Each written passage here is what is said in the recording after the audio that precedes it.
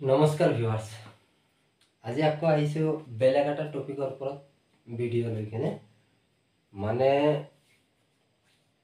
যোৱা ক্লাছত তোমালোকক কৈছিলোঁৱে যে হোৱাটছএপত ষ্টেটাছ লগোৱাৰ পিছত কিছুমানে মোক কমেণ্ট কৰিছিলে যে ADREৰ মেথছৰ ওপৰত ক্লাছ দিব লাগে। ঠিক আছে, আজি সেই ADREৰ মেথছৰ ওপৰত ক্লাছ দিবলৈ চেষ্টা কৰিম।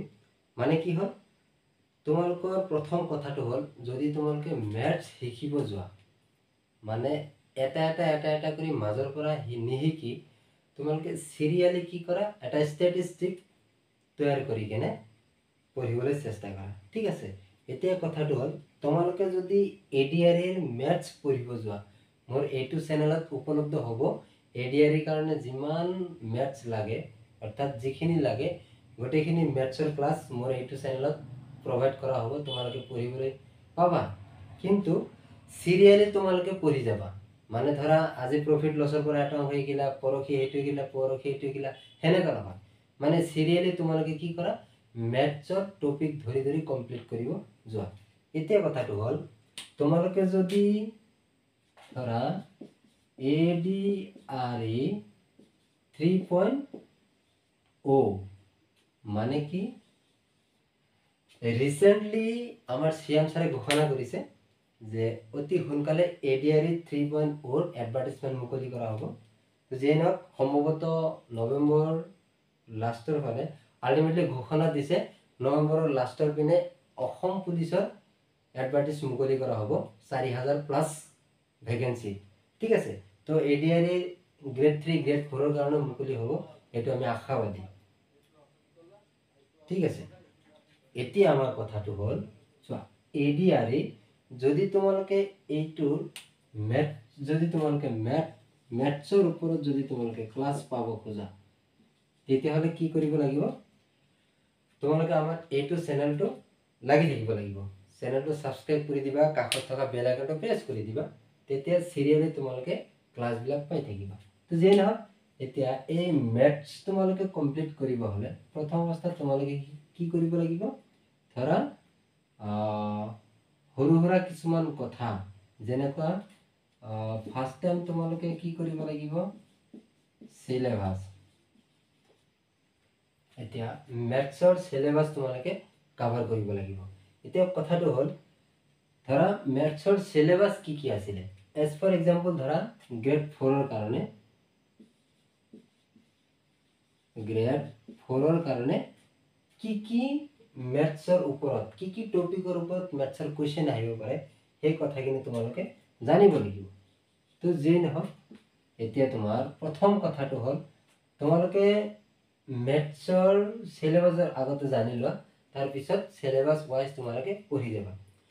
এতিয়া কথাটো হ'ল, তোমালোকে যদি মেথছত ধৰা ADRE গ্ৰেড 4ত যদি তোমালোকে মেথছ ক্লিয়াৰ কৰিব যোৱা, অৰ্থাৎ মেথছৰ যিকেইটা অংক আহে সেই অংককেইটা যদি তুমি ভাবা যে আমি অংককেইটা যেনেকৈ নহওক কৰিম, তেতিয়াহ'লে তোমালোকে কি কৰিব লাগিব, NCERT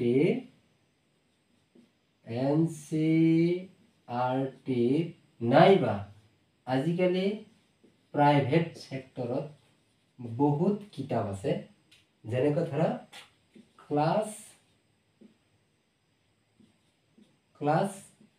6, 7, 8, 5ও ইনক্লুড কৰি দিয়া, ক্লাছ 5।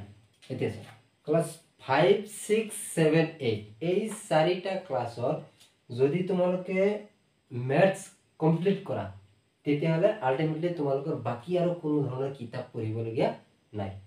এই 5, 6, 7, 8ত যিমান অংক আছে, তোমালোকে প্ৰথম অৱস্থাতে কি কৰা, এতিয়াৰ পৰা সেইকেইটা কিতাপ তোমালোকে কালেকশ্যন কৰি কেনে একদম প্ৰথম অৱস্থাৰ পৰা পঢ়ি যোৱা। ক'ব গ'লে যিমান ফৰ্মুলা যিমান যি আছে, এই 4টা কিতাপত খুব ধুনীয়া কৰি লিখা আছে।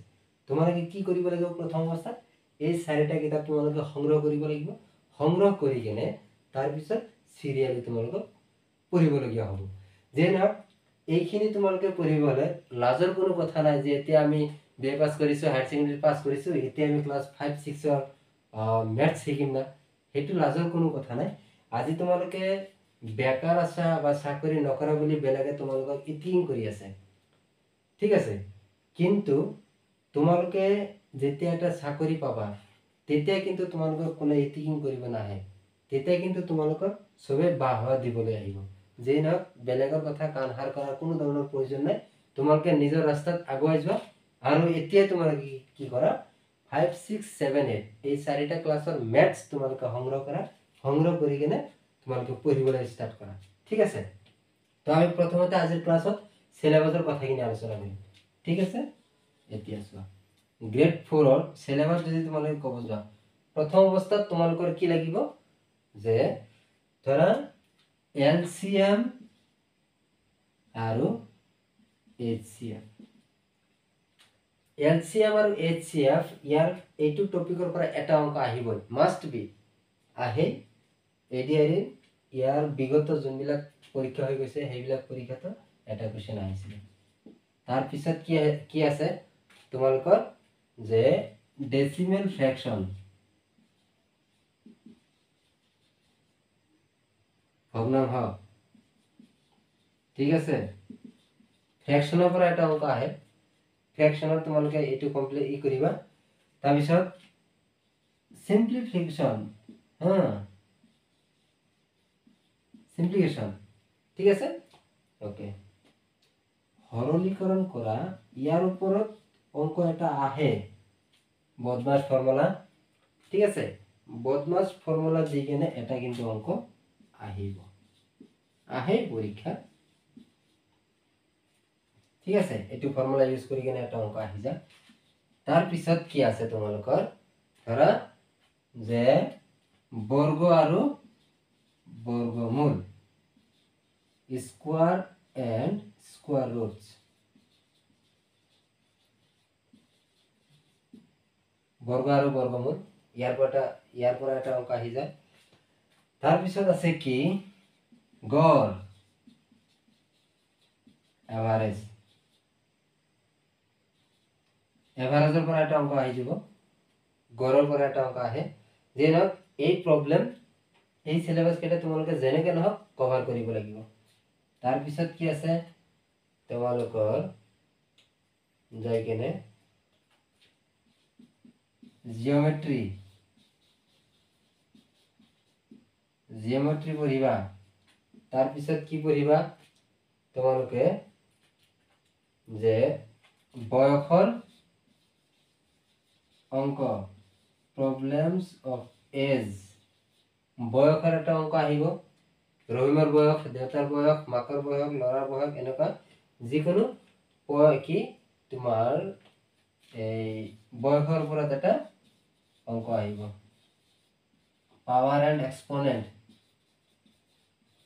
এইটোৰ ওপৰত ইমান এটা অংক আহিবলৈ দেখা পোৱা নাযায়, তথাপিও তোমালোকে কমপ্লিট কৰি থোৱাটো ভাল। এক্সপনেন্টস, ইয়াৰ ওপৰত এটা অংক আহিব পাৰে, নাহিব পাৰে, নট শিওৰ, ঠিক আছে। ইয়াৰ ওপৰত কিন্তু এটা অংক আহিবই, পাৰ্সেন্টেজ, যেন পাৰ্সেন্টেজ, শতাংশৰ পৰা এটা অংক আহিব, কমপ্লিট কৰিবা তোমালোকে, ঠিক আছে। ইয়াৰ ওপৰত 100% গ্যাৰান্টি প্ৰফিট এন্ড লসৰ পৰা এটা অংক আহিব, প্ৰফিট লস, ঠিক আছে। তাৰপিছত আছে কি তোমাৰ ৰেশিও এন্ড প্ৰপোৰ্শন, ঠিক আছে। অনুপাত, অনুপাত এন্ড সমানুপাত, প্ৰপোৰ্শন, ইয়াৰ ওপৰত এটা অংক আহিব, ঠিক আছে। অনুপাত আৰু সমানুপাত।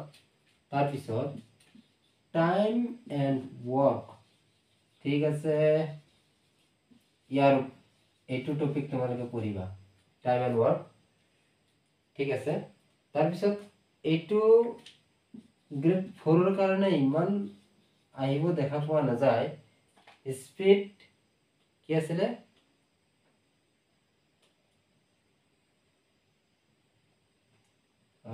স্পীড, টাইম এন্ড ডিস্টেন্স, মানে ইয়াৰ ওপৰত যদি অংক আহে ক্লাছ 3 কাৰণে আহিব, ক্লাছ 4 কাৰণে আহিব দেখা পোৱা নাযায় ইমান। যে নহওক তাৰপিছত তোমালোকে কি কৰিবা, ইণ্টাৰেষ্টৰ ওপৰত এটা অংক তোমালোকৰ আহিব, বিশেষকৈ গ্ৰেড 3 কাৰণে কম্পাউণ্ড ইণ্টাৰেষ্ট সেইবিলাক ধৰা অলপ হাই লেভেলৰ অংক আহিব, কিন্তু গ্ৰেড 4 কাৰণে সিম্পল ইণ্টাৰেষ্টৰ এটা অংক আহাৰ চান্সটো অলপ বেছি থাকে। ঠিক আছে, তাৰপিছত তোমাৰ কি আছে, বীজগণিতৰ পৰা এটা ধৰা অংক আহিব, এলজাব্ৰাৰ পৰা। এলজাব্ৰাটো তোমালোকে পঢ়িবা। ঠিক আছে, তাৰপিছত কি আছিলে, পৰিসংখ্যা ষ্টেটিষ্টিক্স। এইটো অংক, ইয়াৰ পৰা এটা অংক পঢ়িবা।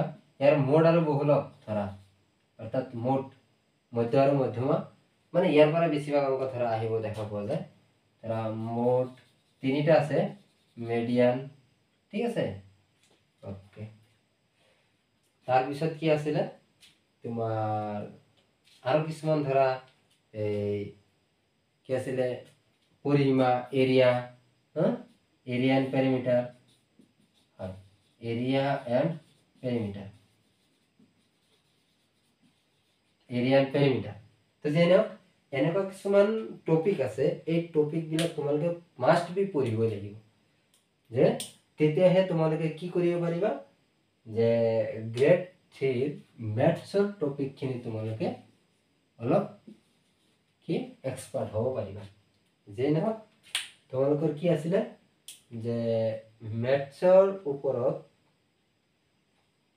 ক্লাছ দিয়াৰ আগতে মই তোমালোকক প্ৰথম অৱস্থাত কি কৰিলোঁ, যিটো চিলেবাছ আছিলে সেই চিলেবাছখিনি তোমালোকক ধুনীয়া কৰি কভাৰ কৰি দিলোঁ। ঠিক আছে, এতিয়া চোৱা, তোমালোকক খুব ধুনীয়া কৰি চিলেবাছ লিখি দিলোঁ। এতিয়া তোমালোকৰ কামখিনি আছে, তোমালোকে কৰিবা যে কেনেকৈ আমি চিলেবাছটো কভাৰ কৰিম। অ'কে, এতিয়া তোমালোকে কিছুমান ধৰা ইয়াতে চিলেবাছ একেটাই যে গোটেইকেইটা সেইটো নহয়, কিছুমান থাকিও যাব পাৰে, যেনেকুৱা ধৰা নাম্বাৰ ছিষ্টেম হৈছে, সংখ্যা প্ৰণালী আছে, যেনেকুৱা ক্লাছ 10ৰ তোমালোকৰ কি সংখ্যা প্ৰণালী, নাম্বাৰ ছিষ্টেম ক্লাছ 10ৰ প্ৰথম লেচনটো আছে ক'ব গ'লে। যে নহওক সেইবিলাক কি কৰিবা, কৰিবা। ঠিক আছে, ওকে। যে নহওক তাৰপিছত কি আছিলে, এনেকুৱা কিছুমান ধৰা আৰু কিছুমান আনুষংগিক থাকি যাব পাৰে, সেইখিনি তোমালোকে অলপ কি কৰিবা, অলপ কভাৰ কৰিবা যে কেনেকৈ কৰে। ঠিক আছে।